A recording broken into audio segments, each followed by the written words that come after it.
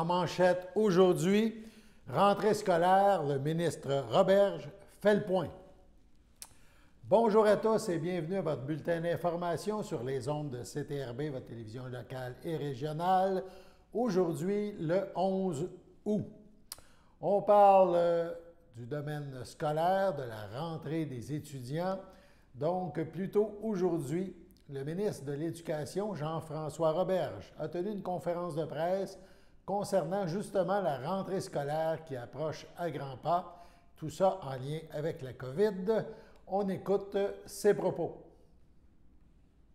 Donc, dans les dernières semaines, les derniers jours, j'ai parlé bien sûr aux associations de direction d'école qui représentent autant les gens dans le réseau francophone qu'anglophone, les cadres scolaires, les directions générales des centres de services scolaires, les présidents de commissions scolaires anglophones, les syndicats, plusieurs syndicats, les comités de parents et toutes sortes d'experts ou de personnes qui agissent au quotidien dans nos écoles.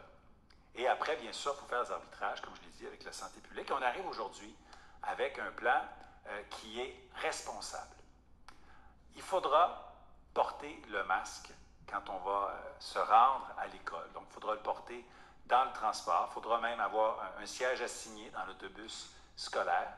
Il faudra le porter dans les aires communes, mais il n'est pas requis de porter le masque de procédure en classe ou à l'extérieur, ou au service de garde. Donc ça, c'est quelque chose qui va faire du bien, qui va faciliter, je dirais, même l'apprentissage du langage pour nos plus petits.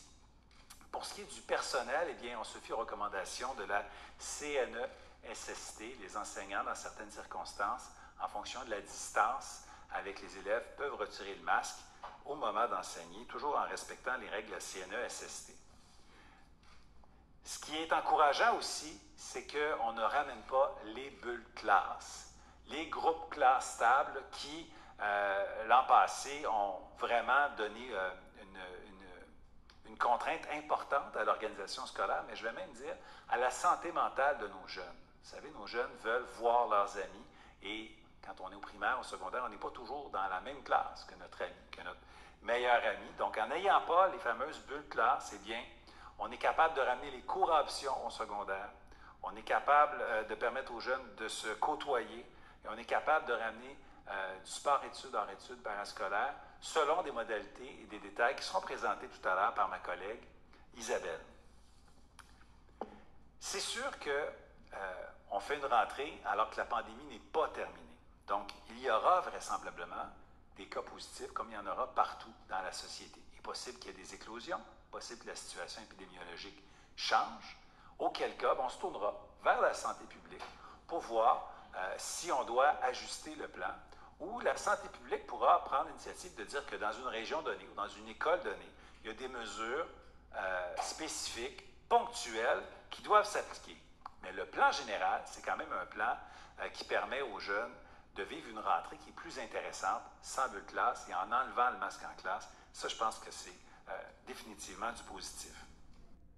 Donc, si on résume les propos du ministre Roberge, les élèves devront porter le masque dans les aires communes à l'école, lors des déplacements à l'intérieur de l'école et dans l'autobus scolaire.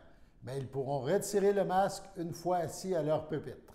Pour les membres du personnel, ils ne seront plus obligés de porter le masque si la distanciation de 2 mètres est respectée ou s'il y a présence de plexiglas ou autre barrière physique.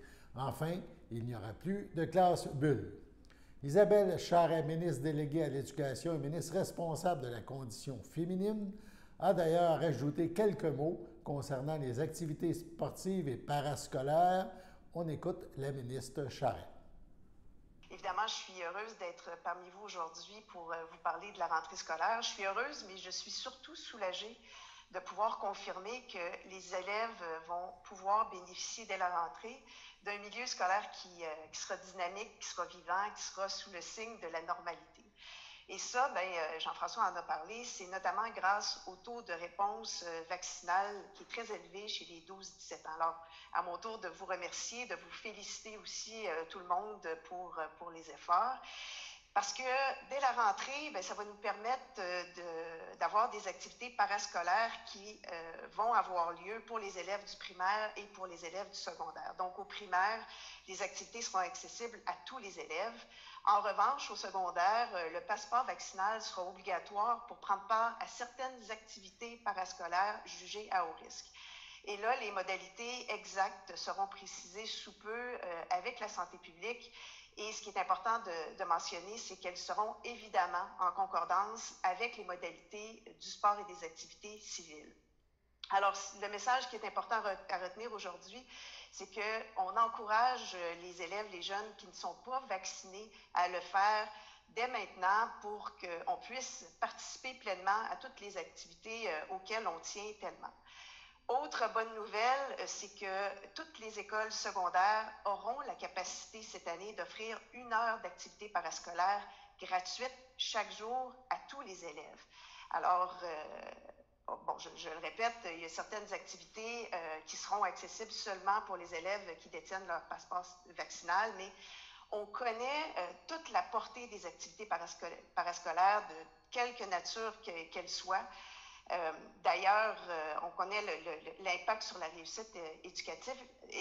D'ailleurs, on a parlé avec les élèves dans les consultations au printemps et plusieurs des élèves nous ont mentionné que leur motivation a diminué durant la pandémie, notamment à cause de l'arrêt des activités parascolaires. Alors, ça nous a démontré à quel point les jeunes tiennent aux activités sportives et parascolaires, à quel point c'est une occasion pour eux de socialiser, de se faire des amis, de découvrir de nouveaux intérêts, de tisser des liens. Puis ça, évidemment, ça a des impacts très positifs pour nos jeunes.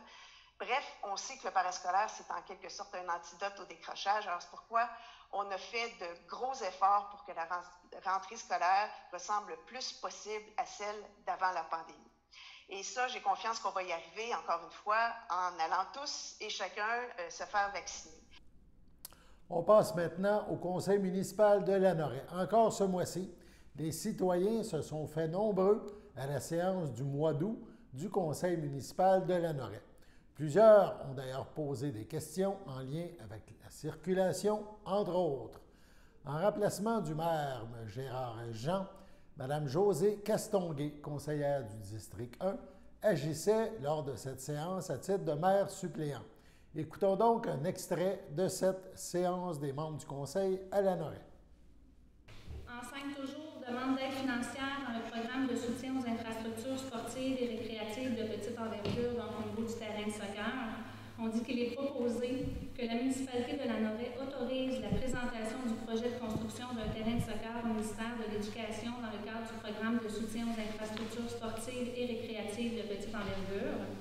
Que soit confirmé l'engagement de la municipalité de Lanoraie à payer sa part des coûts admissibles au projet et à payer les coûts d'exploitation continue de ce dernier, à assumer toute hausse du budget de fonctionnement généré par le projet et à ne pas accorder de contrat relatif à des coûts directs avant l'obtention d'une lettre d'annonce du ministre.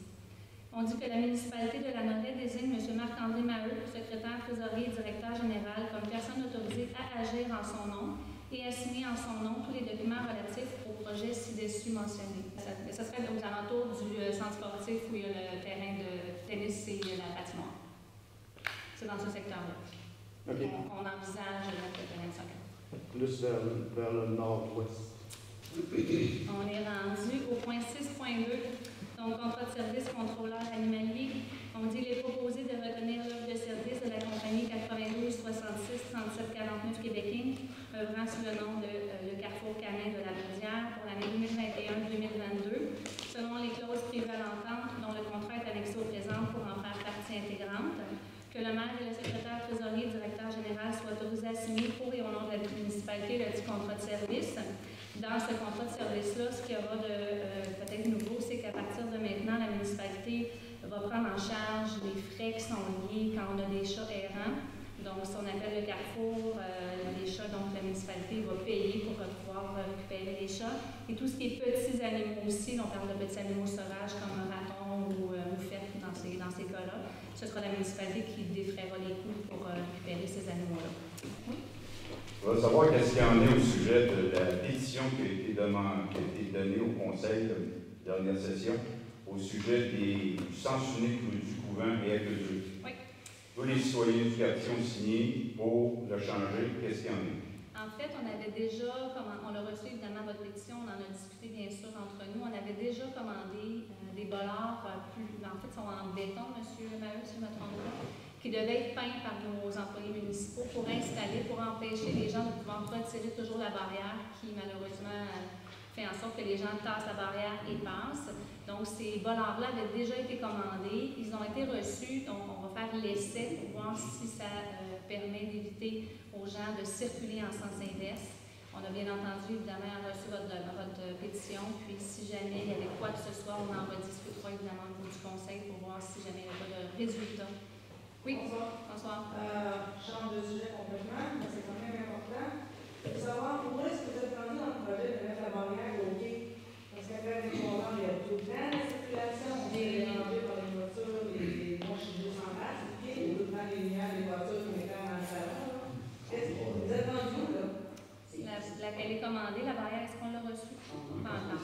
Elle est commandée, malheureusement, elle n'est pas encore reçue, mais elle est commandée. C'est sûr que dès qu'on va pouvoir l'installer, ce sera installé. Et la barrière, il y aura des cartes magnétiques pour pouvoir l'ouvrir, cette barrière-là. Donc, la personne qui va avoir sa carte magnétique aura accès au quai en voiture. Donc, ça va être évidemment le plus tôt possible, ce sera mieux, là, mais on est conscient des problèmes que vous avez sur le quai. Parmi les sujets abordés, la route 138 ou encore la route verte, on parle précisément du secteur de la route 138 entre Sainte-Geneviève-de-Berthier et le cœur villageois de Lanoraie. Plusieurs questions allaient dans ce sens, notamment en lien avec la vitesse sur cette section de la 138. Voici donc la réponse de Mme Castonguay à ce sujet. On l'écoute. Il y a plusieurs demandes comme ça qui sont faites régulièrement. C'est sûr qu'on ne peut pas vous tenir au courant sur Facebook de la municipalité de toutes les demandes qui sont faites au niveau de la municipalité, mais il y a des choses qui se font. Malheureusement, le MTQ n'était pas très réceptif. On espère qu'ils vont l'être un petit peu plus à partir de maintenant. S'ils le sont, tant mieux. Ça va nous permettre d'avoir des vitesses qui seront peut-être réduites. Peut-être qu'on aura des dos d'âne, peut-être qu'on aura toutes sortes de choses. Si tout est en train d'être évalué au niveau de la municipalité. Et le MTQ gère ce qui se passe dans la Lanoraie. Le MTQ gère le chemin Joliette, les Grandes Côtes. C'est sûr que sur ces chemins-là, sur ces tronçons de rue-là, on n'aura aucun contrôle. Il est principalement là. Il y a certains endroits aussi dans la municipalité qui seront à regarder.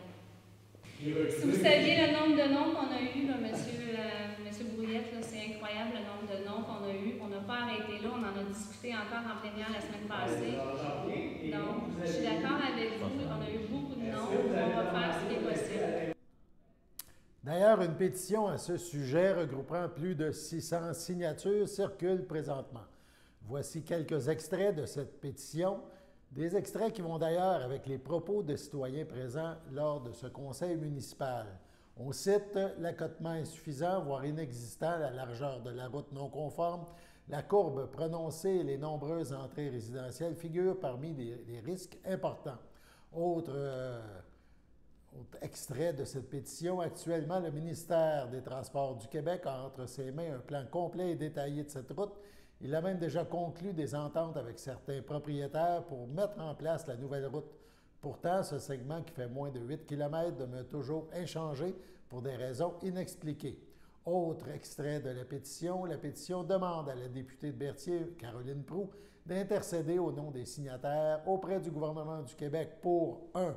Mobiliser des experts en sécurité routière du MTQ en concertation avec la Sûreté du Québec afin que des mesures immédiates soient mises en place afin de sécuriser ce tronçon de route, d'autant plus que la saison estivale bat son plein et que de nombreux cyclistes, piétons et automobilistes y circulent par milliers. 2, c'est-à-dire donner des ordres au ministère des Transports de procéder dans les plus brefs délais à la mise aux normes de ce segment de la route. Des extraits de la pétition qui circule. Allons maintenant à la pause.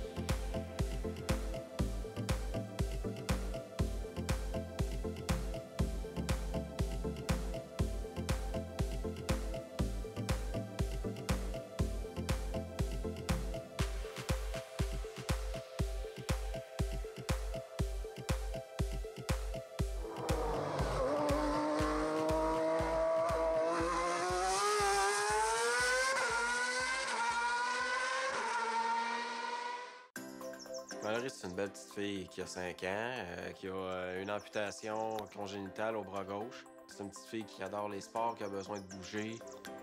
Oui! L'idée du golf vient aussi de Mallory parce que c'est elle qui m'a proposé qu'elle voulait jouer. Bien, la prothèse de golf que Mallory a été défrayée par l'Association des amputés de guerre. Grâce à ma nouvelle prothèse, maintenant je peux jouer au golf.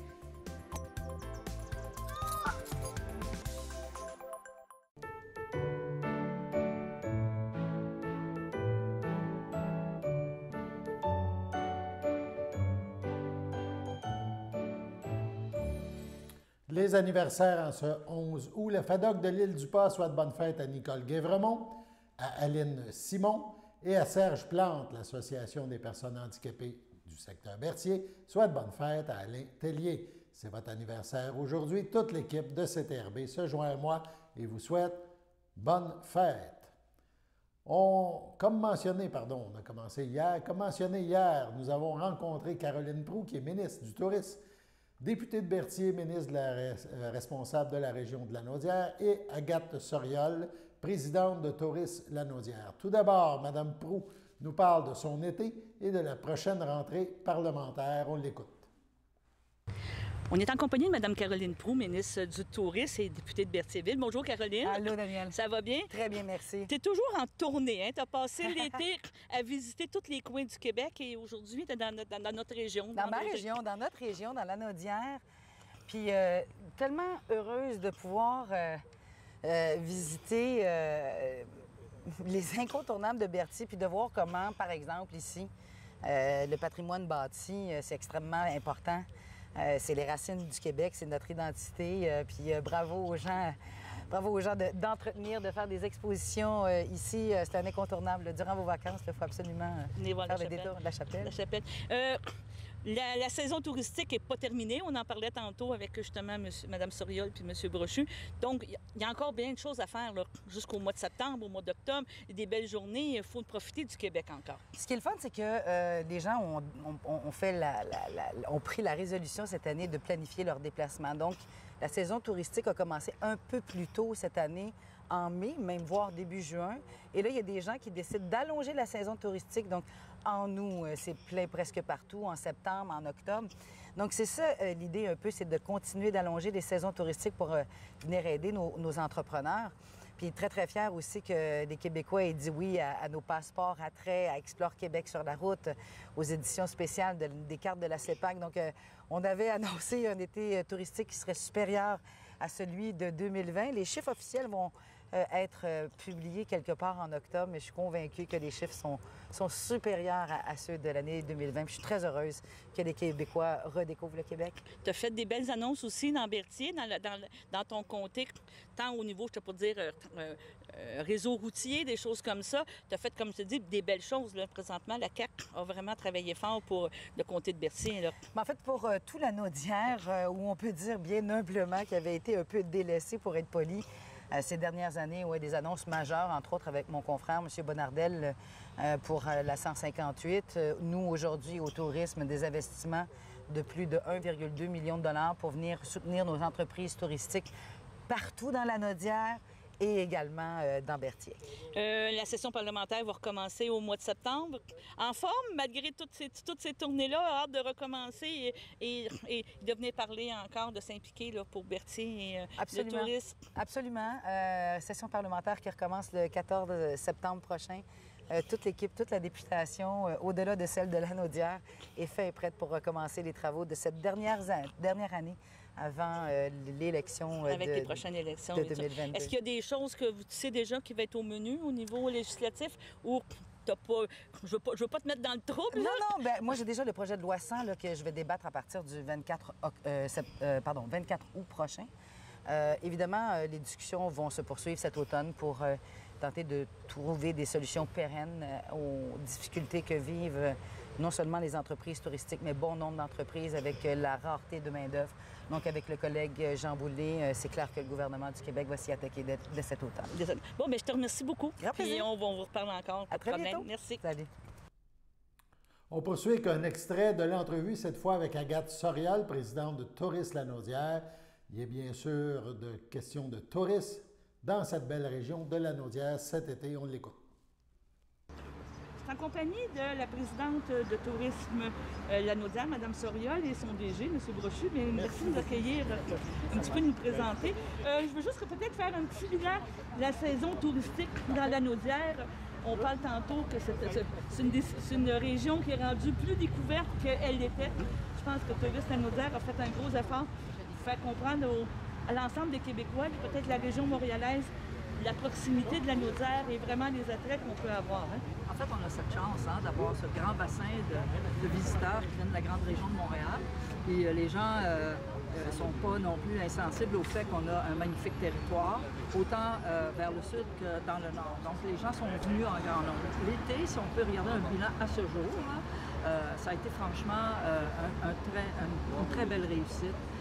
Il y a même des records qui ont été battus. En termes d'hébergement, par exemple, on sait que les chalets, les condos, tout ce qui était gîte ou hébergement un peu d'expérience, les campings, ça a eu énormément de succès.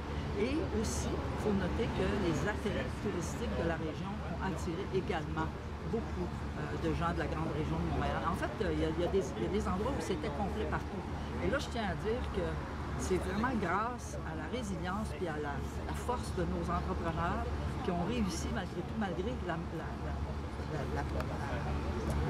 perte de main-d'œuvre, mais la pénurie de main-d'œuvre, voyons, de pouvoir justement faire face à cette demande-là, à cet achalandage-là. C'est eux qui ont mis, dans le fond, la main à la pâte. Alors, ça a été vraiment pour eux quelque chose d'une expérience extraordinaire. On peut dire aussi, malheureusement, que Passeport Attrait va finir en fin de semaine, dû à sa trop grande popularité. Est-ce que ça a eu vraiment un impact majeur? Vous pensez que c'était une belle initiative du gouvernement, justement, de favoriser ça? Oui, c'était une très belle initiative. D'ailleurs, victime de son succès, si les budgets ont été épuisés plus rapidement que prévu, c'est parce que ça a vraiment fonctionné. Les entreprises ont embarqué là-dedans, puis les Québécois ont suivi. Ceci dit, le programme a été renfloué, donc il y a une poursuite qui se fait là, avec ce programme-là. Dans les mois qui viennent, le programme devrait se poursuivre. Ah oui, OK. Et il faut penser aussi, il y avait deux programmes. Il y a le programme Passeport Attrait, mais il y avait aussi le programme Forfait Explore Québec. Et celui-là a été un grand succès aussi dans la région. Ne serait-ce que Bonjour Nature, qui est une agence qui appartient aux entreprises de la région, a déjà généré, juste en été, pour plus de 200 000 de ventes, donc près de 250 forfaits, 300 ventes. Si vous êtes d'accord, en terminant, on peut dire que l'été n'est pas fini. On a la preuve aujourd'hui que c'est pas terminé. On invite encore les gens, même si c'est de la région, à découvrir leur région, à découvrir leur endroit, jusqu'au moins tout le temps. Là. Il y a tout l'automne, c'est ça. Les couleurs qui s'en viennent ici, le temps ça va se prolonger, il va en avoir jusqu'à temps qu'on arrive à l'hiver. Bon, on va souhaiter une bonne fin de saison. Merci. Qui n'est pas terminée. Si vous êtes à court d'idées, visitez simplement le lanaudière.ca et vous allez trouver un paquet d'idées pour des activités courtes, moyennes ou plus longues. Bon, parfait. Merci. Au revoir. Yves Perron, député de Berthier-Masquinongé au fédéral, officiera comme président de la prochaine campagne électorale fédérale pour le Bloc québécois. Le chef du Bloc québécois, Yves-François Blanchet, l'a annoncé en primeur à ses troupes lors du caucus élargi tenu à Shawinigan dimanche. Fermement opposé à la tenue d'une élection alors que la crise sanitaire perdure, mais sachant que les libéraux sont tenaillés d'envie à cette perspective, le Bloc doit responsablement s'y préparer, d'où la nomination d'un président de campagne. Yves Perron s'avère un choix parfait, selon le chef du Bloc, pour ce mandat de président de campagne, mandat donc confié par le chef Yves-François Blanchet. Le chef du Bloc soutient Yves est un rassembleur. Son approche chaleureuse et communicative, son expérience et sa fine connaissance des enjeux importants pour le Québec en font d'emblée un excellent porte-parole ainsi qu'un allié hors pair pour épauler les candidats-candidates au cours d'un sprint électoral. Yves est aussi un politicien terrain. Il ne perd jamais de vue sa mission première d'un député du Bloc, celle d'être à l'écoute de son monde et de servir les intérêts des Québécoises et Québécois. C'est fondamental. Voilà donc, on passe maintenant à la pause.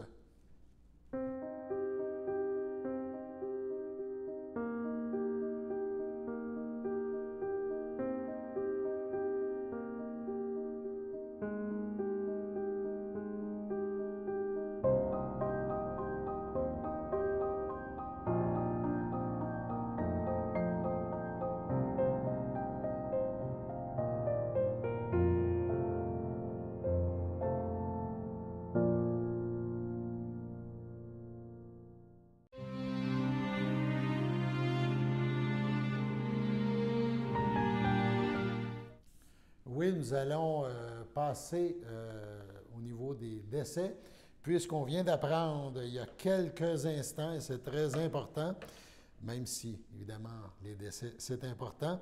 Donc, plusieurs informations ont circulé ces derniers jours et la Société des traversiers du Québec souhaite clarifier les modifications de service dans ces traverses.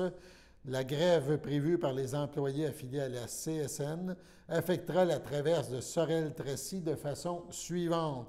Jeudi, le 12 août, les dernières traversiers auront lieu simultanément à 15 heures de chaque rive. Les autres traversées prévues à l'horaire seront annulées à partir de ce moment. Vendredi 13, service entièrement interrompu. Donc, il faut le savoir, samedi le 14, le service régulier reprendra simultanément des deux côtés de la rive, des rives du Saint-Laurent à 16h30. Le syndicat des métallos a avisé la STQ que la grève initialement prévue les 14-15 août avait été reportée au 20-21 août. Des interruptions de service sont aussi à prévoir. Les détails des services offerts durant cette période seront communiqués à la clientèle dès que possible. Passons maintenant à la météo.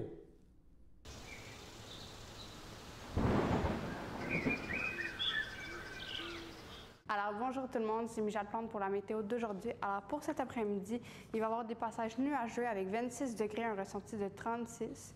Pour cette nuit, il va y avoir des risques d'orage avec 23 degrés, un ressenti de 30.